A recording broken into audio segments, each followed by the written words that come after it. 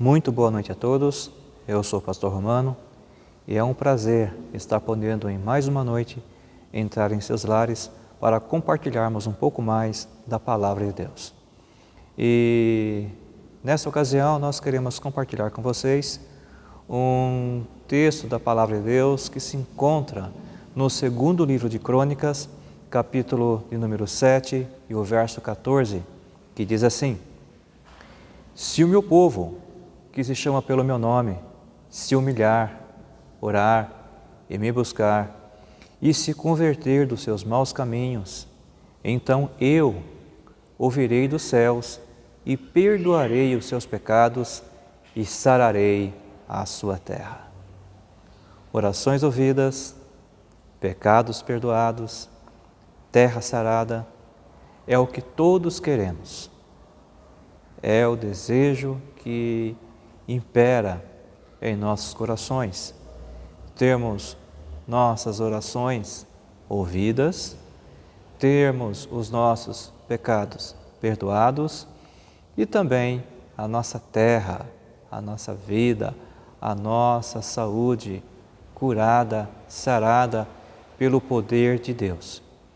Mas para que isso possa vir a estar acontecendo, existem algumas condições que precisamos analisar e observar.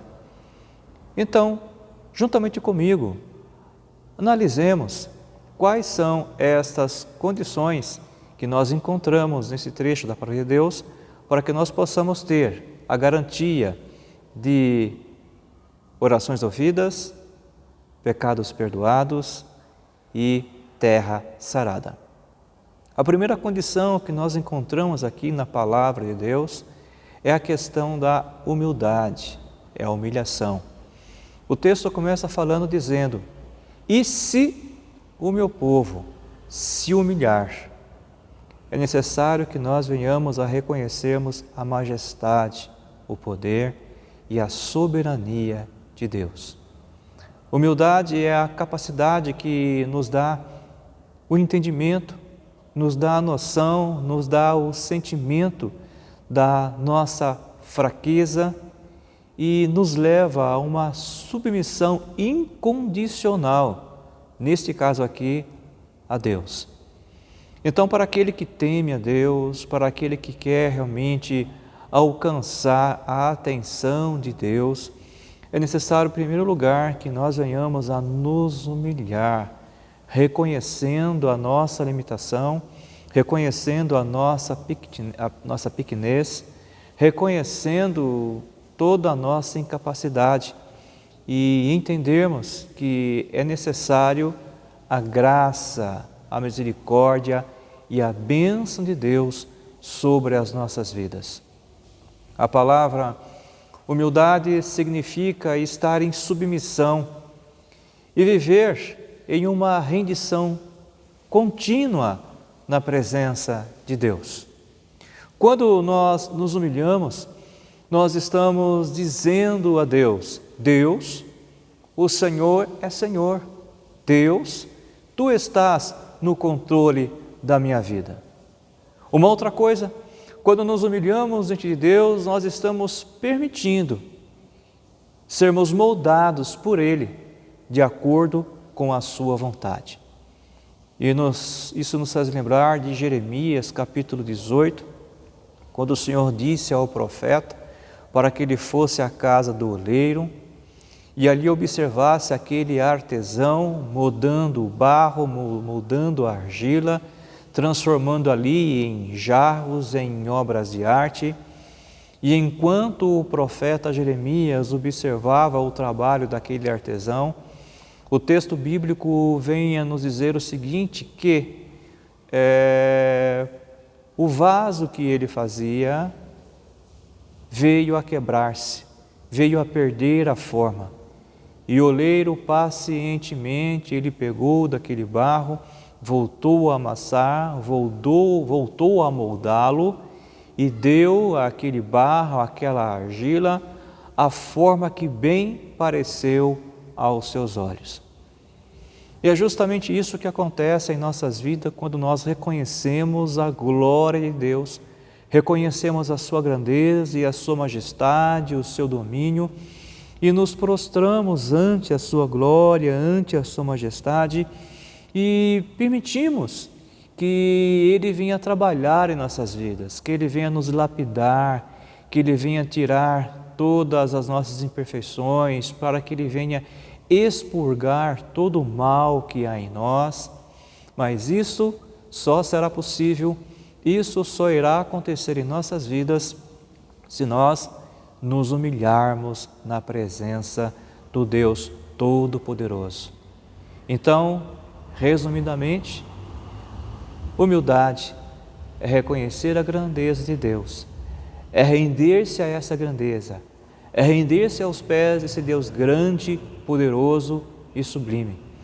É entregar o controle das nossas vidas nas suas mãos, confiando tranquilamente, porque Deus sabe o que faz.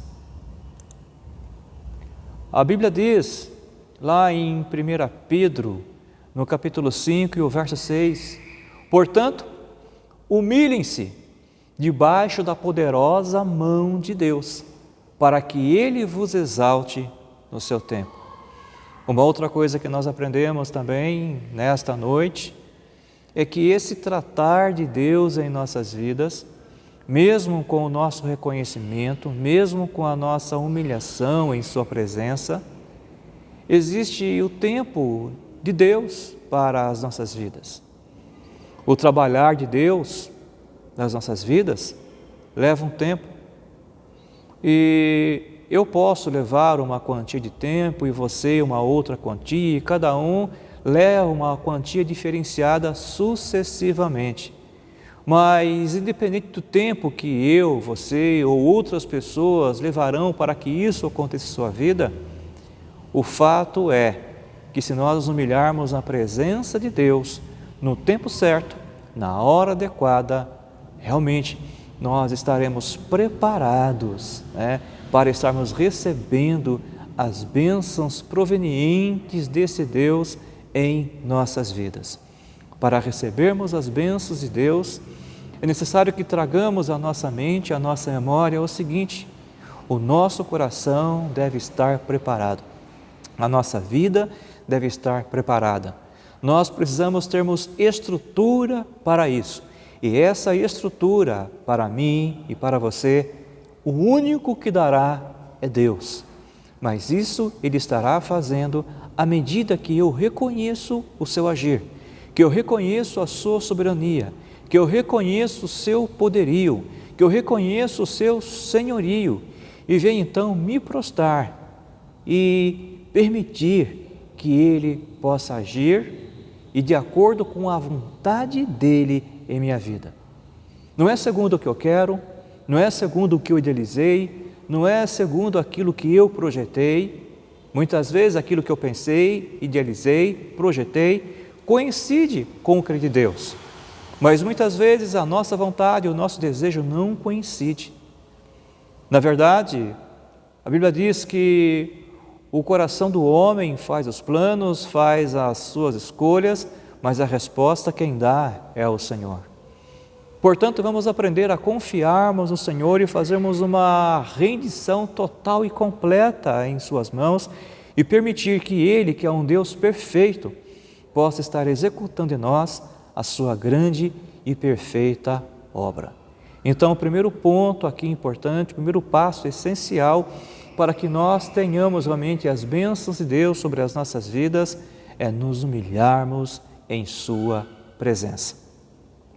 E a segunda lição que nós extraímos desse texto, a orientação do Senhor, para que nós possamos realmente sermos abençoados na plenitude por Deus, é a oração.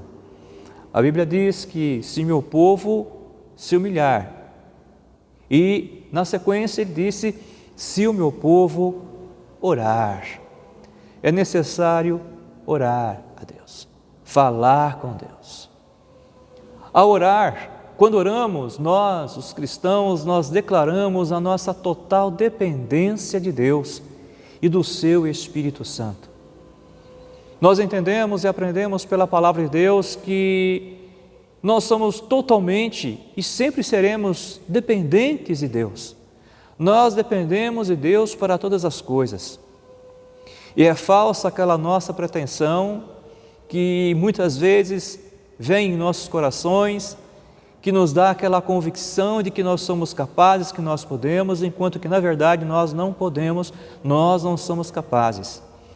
O que seria melhor exposto é que, se fazemos, se podemos, se temos capacidade, é porque aprove a Deus, é porque assim o Senhor o quis e Ele nos abençoou por amor, por bondade, por misericórdia, para que nós pudéssemos conquistar, conseguir e chegar até onde chegamos. A palavra de Deus nos ensina lá no livro de Tiago da seguinte maneira, que ao invés de nós dizermos, amanhã eu irei, farei e realizarei, nós deveríamos dizer de uma outra maneira, se o Senhor permitir, amanhã eu irei, amanhã eu farei e amanhã eu realizarei. Porque a nossa vida ela é passageira, a nossa vida é um sopro. Hoje nós estamos aqui, daqui a alguns segundos, daqui a alguns minutos, nós não sabemos o que sucederá a nós. Só Deus conhece o nosso amanhã, só Deus conhece o nosso futuro. Eu agora, nesse exato momento, vos falo através desse vídeo, dessa mensagem de vídeo, mas eu não sei quanto tempo ainda estarei respirando sobre a face da terra. Eu não sei se, enquanto eu gravo, eu posso ser acometido e posso ser chamado para a glória, para a presença de Deus, através de alguma coisa que possa me suceder. Não, eu não sei, assim como você também não sabe. Nós não sabemos o nosso amanhã, mas uma coisa é certa, o nosso Deus, Ele sabe do nosso amanhã. A Bíblia diz que os nossos dias eles estão todos contados na presença do Senhor, o nosso Deus. A Bíblia fala que Deus se preocupa tanto conosco e Deus controla tanto as nossas vidas que até os nossos cabelos, os cabelos da nossa cabeça estão contados. Bem, no meu caso aqui, são poucos, como vocês podem observar, então são fáceis de serem contados. Brincadeiras à parte, mas verdade é que essa é uma expressão para dizer que Deus nos observa e que Ele tem tido cuidado das nossas vidas. Assim sendo então, nós somos dependentes do Senhor. A Bíblia diz que nós não deveríamos estarmos ansiosos por coisa alguma, mas que antes de tudo, toda a nossa ansiedade fosse conhecida perante Deus através das nossas orações. Então a oração é uma ferramenta essencial, importante para o cristão e para aquele que quer se aproximar de Deus, aquele que quer ter um relacionamento mais íntimo, mais direto com o Senhor. Nós só conseguimos isso através dessa ferramenta, desse meio de graça que Deus oferece em sua palavra, chamado oração.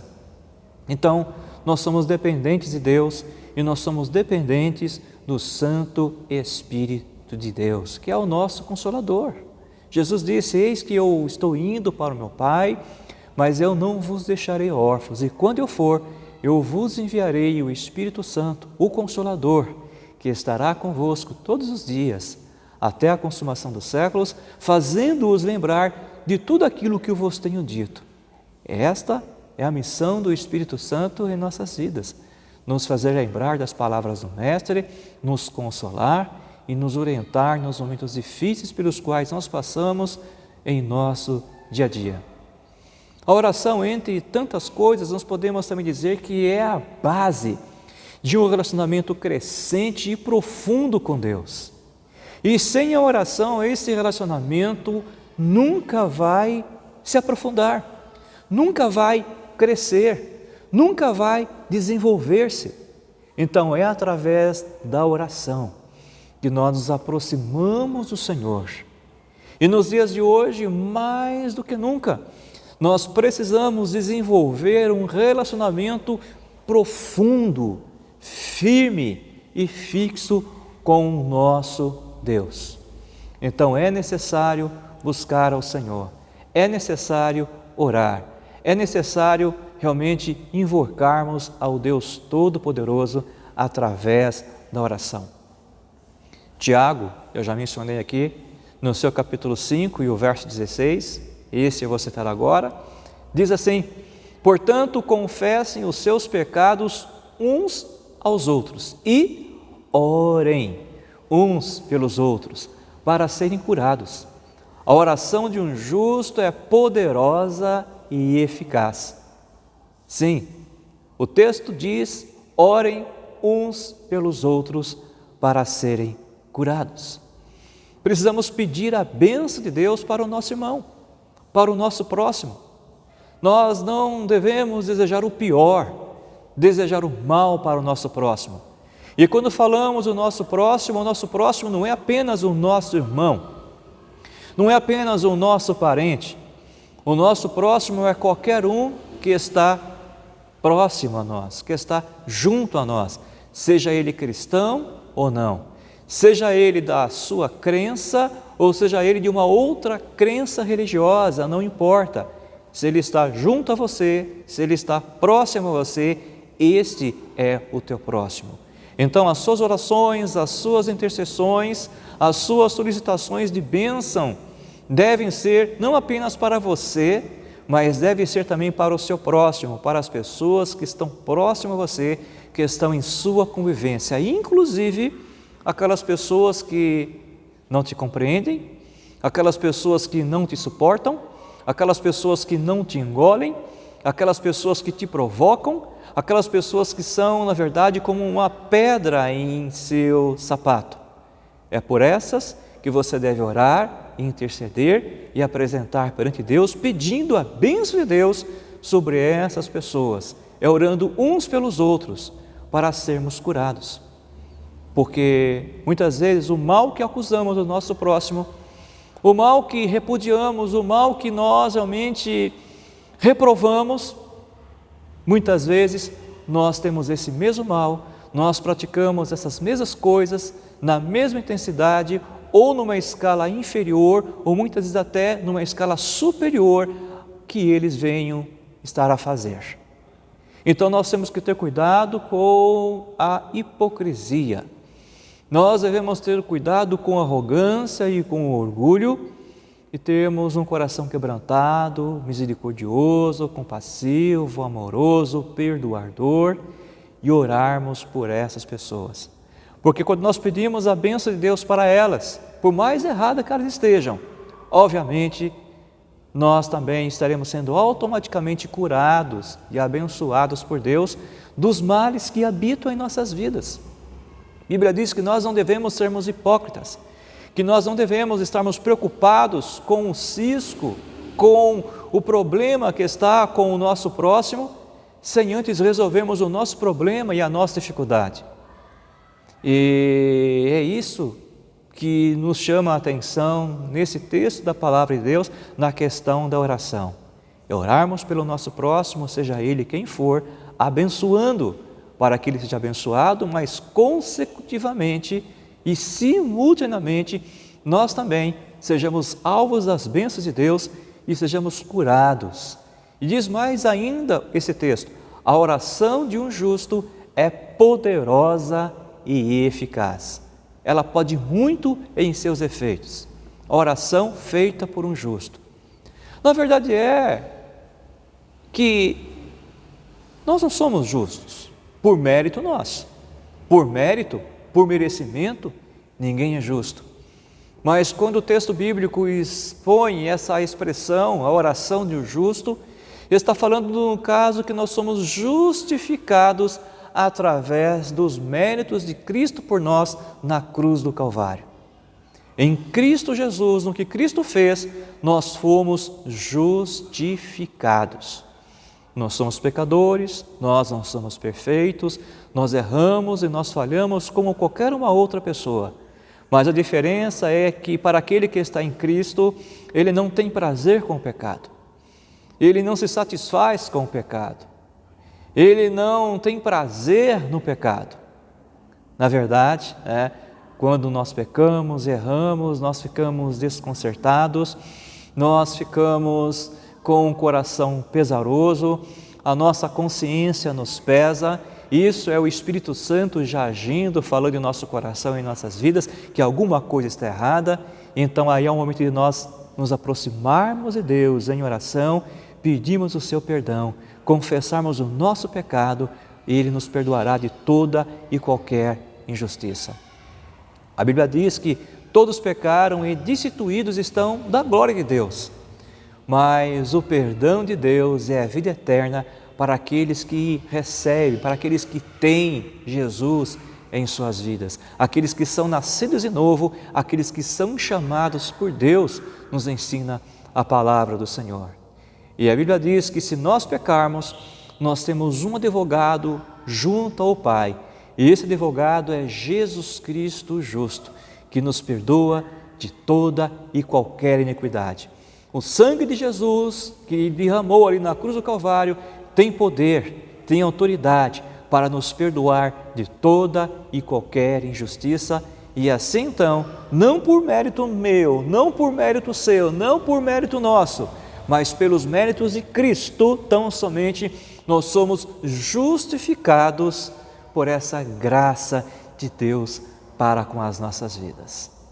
Louvado seja o nome do Senhor, o nosso Deus.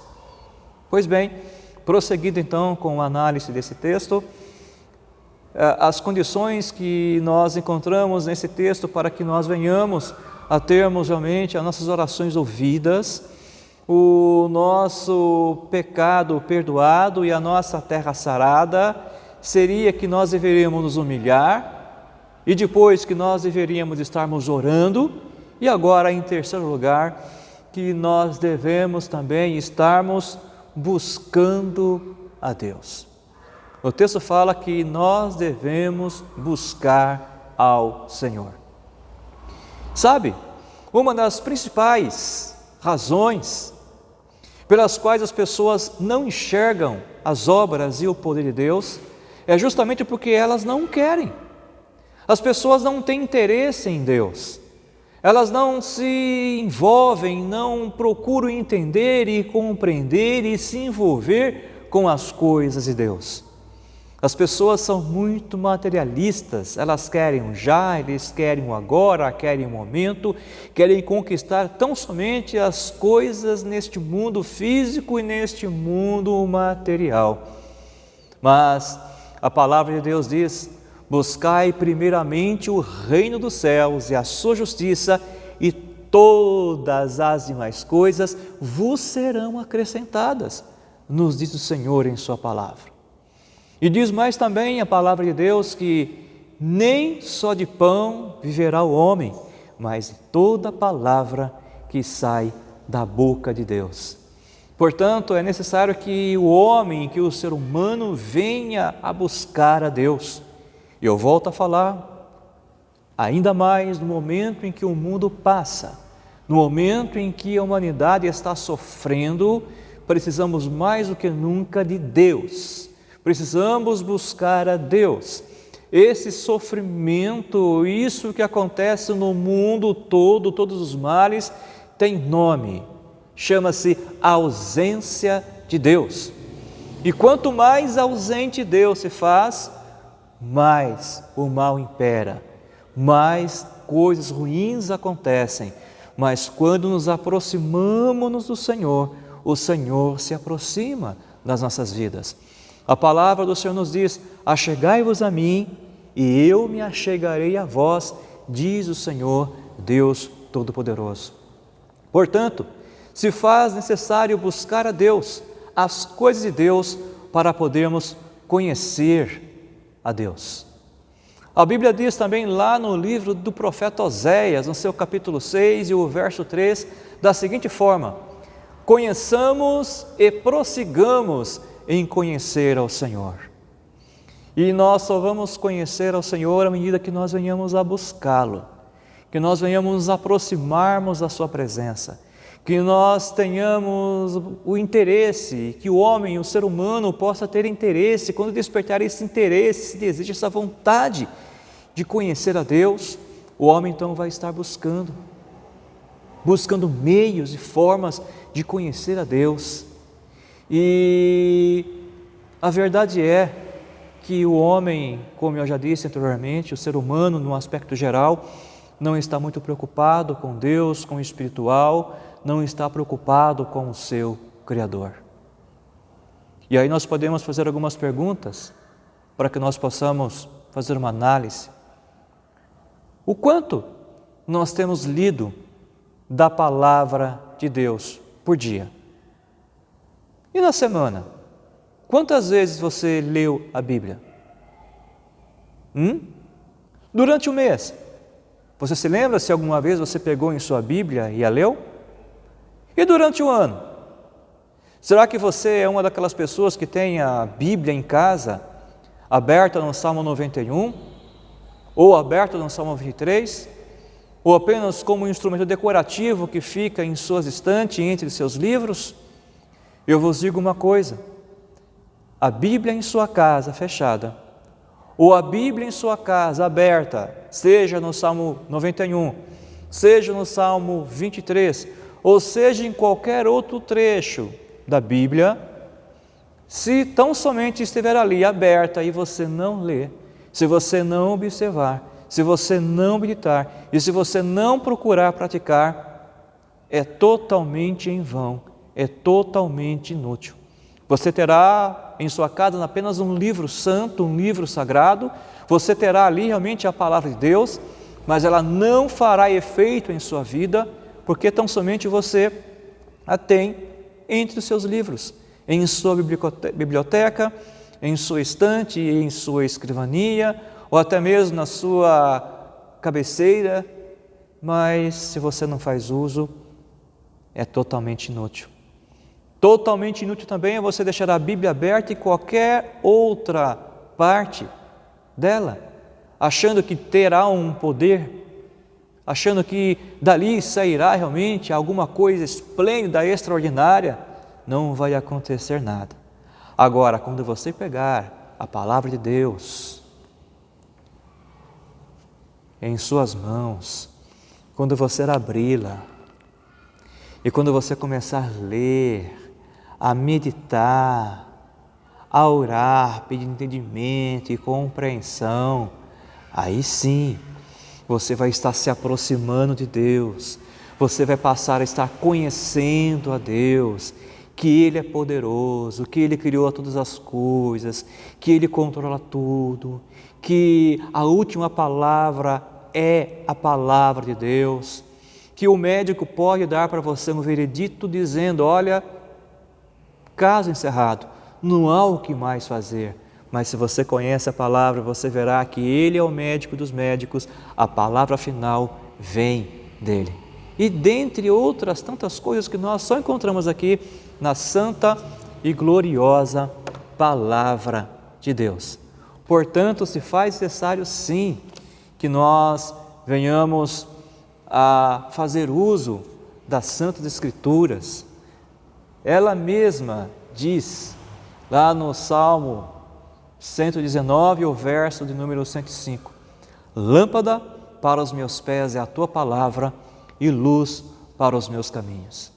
Na Bíblia nós encontramos a vontade de Deus para as nossas vidas, o que Ele almeja, o que Ele quer de mim, o que Ele quer de nós, e certamente conhecendo a vontade do Senhor, nós erraremos menos e nós estaremos mais próximos deste conhecimento que teremos de Deus, que será único e exclusivamente através da leitura da palavra de Deus.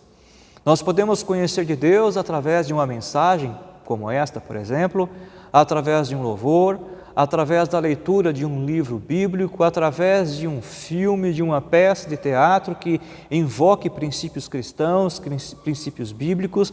Nós podemos passar a conhecer um pouco de Deus, aquilo que Deus é. Mas Deus, na sua totalidade, na sua essência, nós somente o conheceremos 100% através da Bíblia Sagrada. A Bíblia é a biografia de Deus, ou seja, a Bíblia é o livro que fala sobre o Deus Todo-Poderoso. Então você tem necessidade de buscar ao Senhor, então primeiro você precisa conhecer. Como é que nós buscaremos aquilo que nós não conhecemos? Então, sugestão, leia a Bíblia. Use a Bíblia que você tem em sua casa. Não deixe ela apenas como um mero instrumento, como um mero objeto, com pensamentos errôneos que você tenha, que terá ela poderes milagrosos de por si só fazer alguma coisa por você. A Bíblia sim, ela é poderosa. A palavra de Deus é poderosa e eficaz. Mas à medida que você a lê, que você a pratique e que você a guarde em seu coração. Por falar em guardar em seu coração, o salmista Davi disse: guardei a tua palavra no meu coração para não pecar contra ti, ó Deus.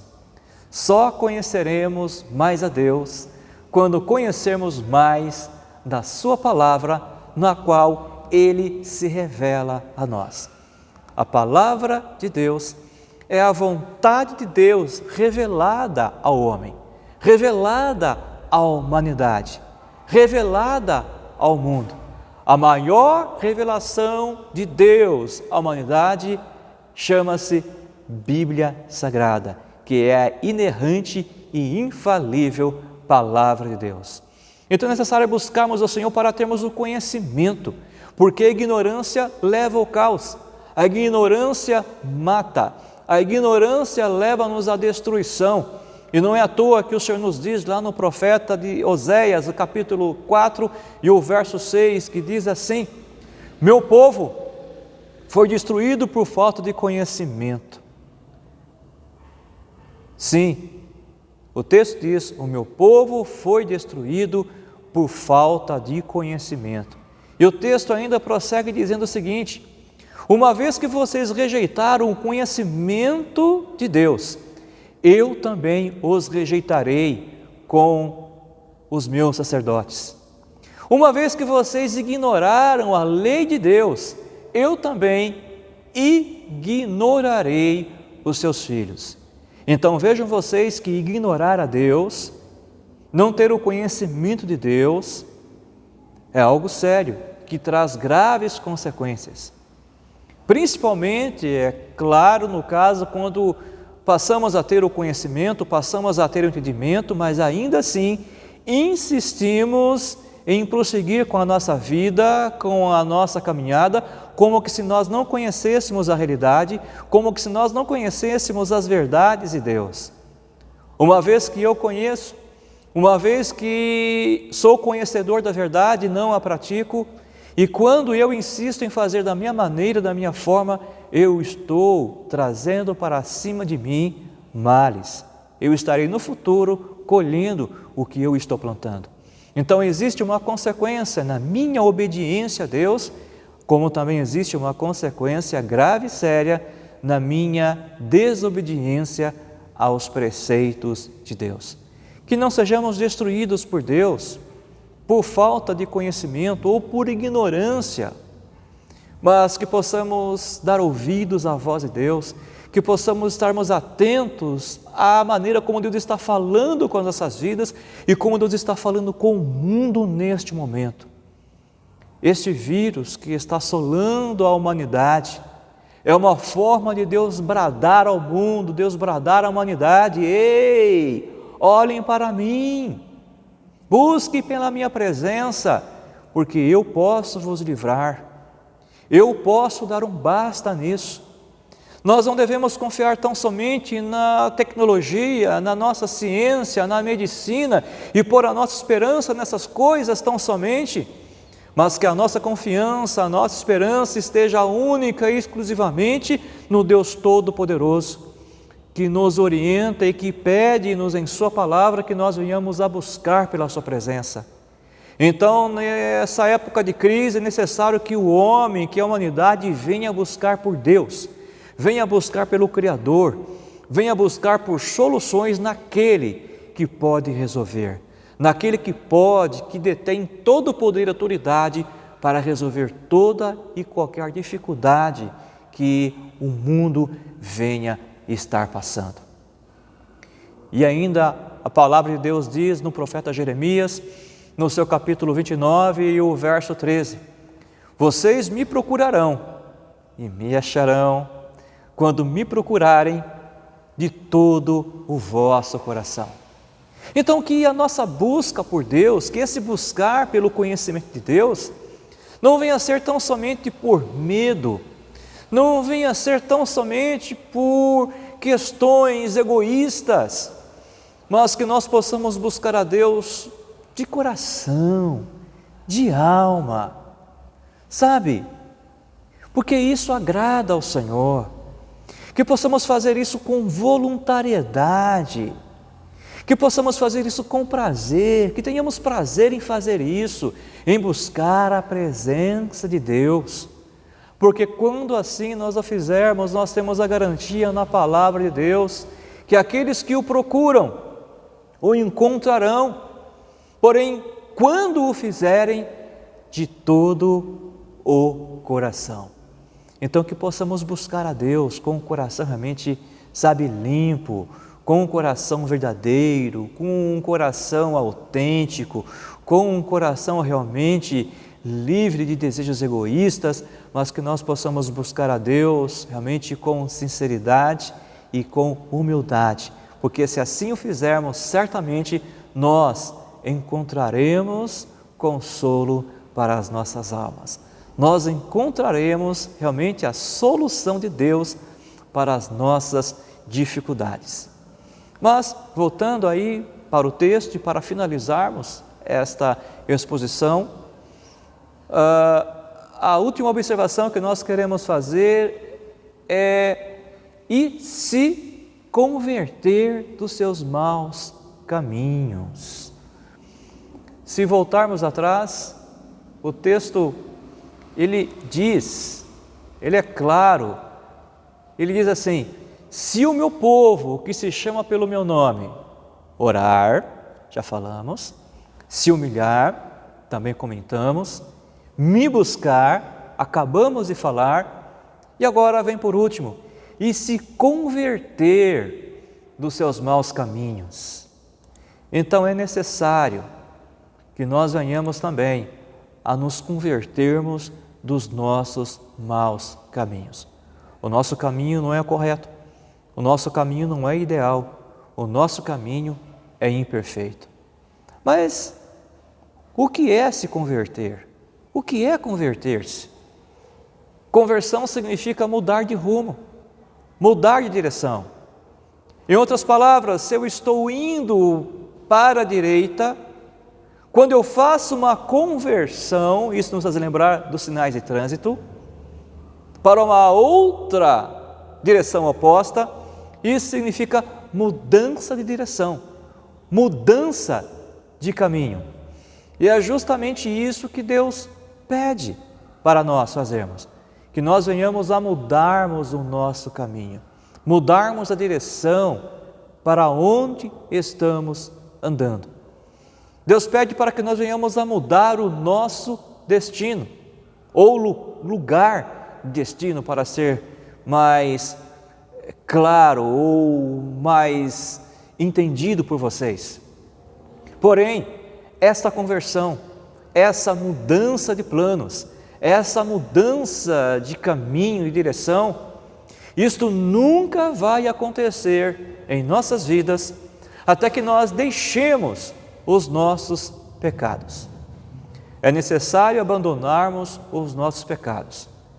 E o pecado, ele nos prende, o pecado é escravidão, o pecado nos paralisa, o pecado nos torna realmente dependentes dele cada vez mais, e a cada dia nós estamos caminhando por abismos cada vez mais profundos e por caminhos mais tortuosos.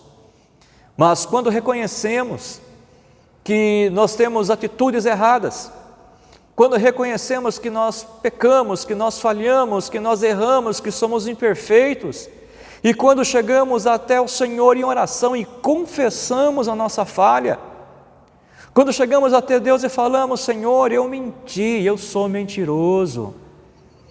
Quando chegamos a Deus e falamos para Ele: Senhor, eu roubei, eu sou um ladrão.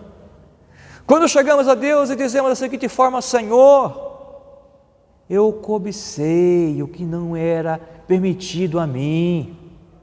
Quando chegamos ao Senhor e dizemos a Ele: Senhor, eu traí, eu prostituí, Senhor, eu fiz isto, eu fiz aquilo. E quando você confessar o seu pecado com arrependimento, sim, com genuíno arrependimento, certamente, neste momento, Deus vai estar te ouvindo, o Senhor vai estar te perdoando, porque aquele que confessa o seu pecado, ele é ouvido por Deus e é perdoado pelo Senhor. Mas é necessário que nesse confessar o pecado você não apenas confesse, mas é necessário que haja um arrependimento. E o que significa isso? Arrependimento é realmente um desejo que surge em seu coração, ou aquela expectativa, aquele pensamento de que as coisas não estão certas, de que realmente as coisas precisam ser resolvidas, e vem então aquela necessidade no seu coração de que é necessário mudanças, é necessário que realmente o errado seja consertado. É aquele sentimento de que coisas erradas estão acontecendo, mas que precisam ser consertadas. É aquele peso, é aquela amargura que vem, sabe? É aquela autoacusação que você faz para si e aquele pensamento de repugnância pelo que você fez. E aquele arrependimento surge, esse arrependimento acontece. E quando isso vem, e muitas vezes com lágrimas, e você confessa ao Senhor, você expõe para Ele, você não dá rodeios, mas você vai direto ao assunto, você toca direto na ferida. Os seus pecados têm nome: mentira, roubo, prostituição, avareza, falta de perdão, omissão e tantas outras coisas. São tantos pecados, mas quando você se arrepender e quando você confessá-los na presença do Senhor, você será perdoado. E aí então você será renovado, você sentirá o renovo de Deus em sua vida. E o seu relacionamento com Deus será automaticamente renovado. E aí então você será liberto, você será abençoado. A Bíblia diz o seguinte: se o Filho vos libertar, verdadeiramente sereis livres. E é só Jesus que perdoa os pecados. É só o sangue de Jesus que nos purifica e nos lava de toda imundícia e de toda iniquidade. Não há pecado ou culpa que Ele não seja capaz de perdoar. Na verdade, o sangue de Cristo nos purifica de toda e qualquer injustiça, de toda e qualquer iniquidade. Mas é necessário que nós venhamos a confessar e nos arrepender perante Deus dessas coisas, e isso nada mais é do que conversão, mudança de caminho, mudança de direção, indo à presença do Deus Todo-Poderoso, aquele que pode resolver e mudar a história das nossas vidas, aquele que pode nos libertar dos jugos, das prisões, das cadeias e o pecado muitas vezes coloca sobre as nossas vidas. Faça você uma reflexão, e se você for sincero nessa reflexão, você verá muitas áreas em sua vida que você precisa mudar, como pai, como mãe, como filho, como esposo, como esposa, irmão, etc, etc. Precisamos de mudança, precisamos de conversão, precisamos de alterar o curso das nossas vidas. Mas isso nós só conseguiremos com a ajuda de Deus.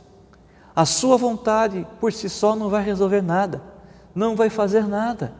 Precisamos pedir a ajuda de Deus para mudar a história das nossas vidas. Seja dependente da misericórdia de Deus.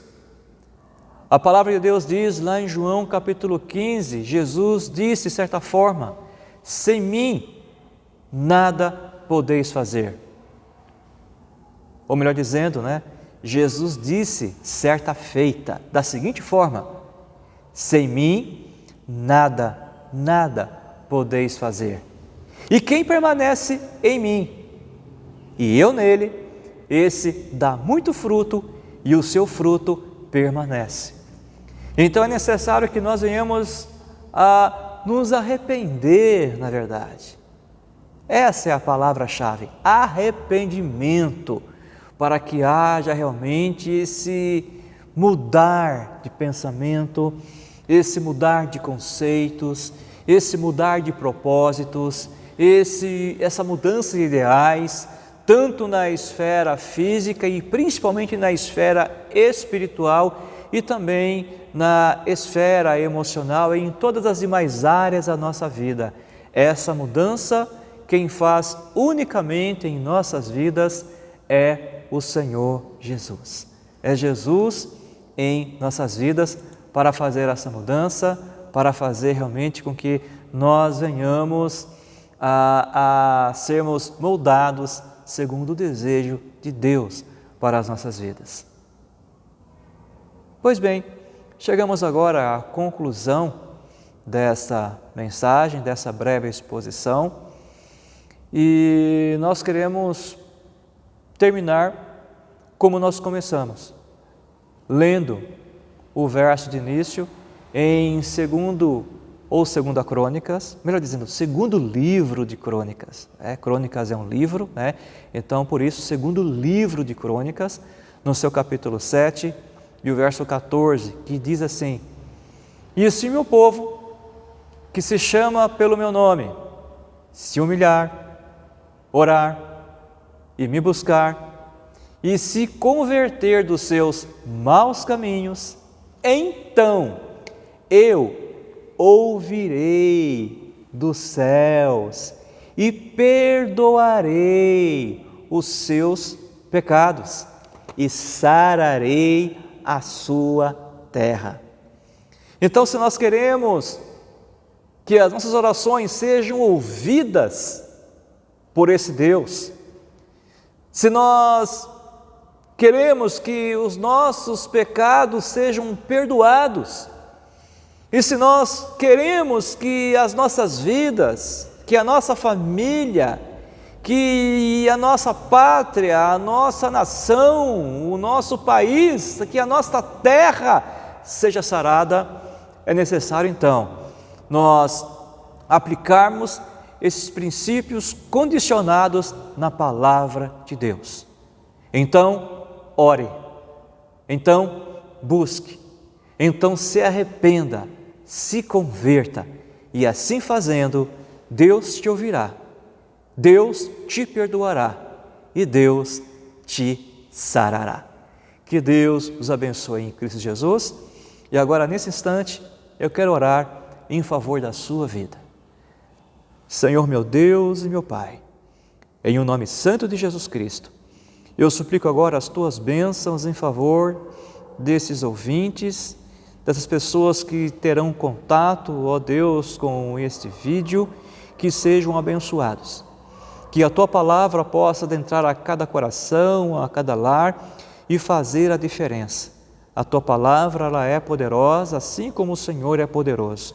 Deus, eu te peço em nome de Jesus, que a nossa nação, o nosso Brasil, a nossa pátria, as famílias brasileiras, as pessoas, ó Pai, dessa nação, possam, ó Senhor, realmente orar, possam realmente humilhar-se, possam buscar pela Tua presença com arrependimento e possam, Pai, estar se convertendo dos seus maus caminhos e estando em Tua presença, buscando a Tua face para serem ouvidos, para serem sarados, para serem perdoados pelo Deus Todo-Poderoso, porque esta é a Tua vontade para com as nossas vidas.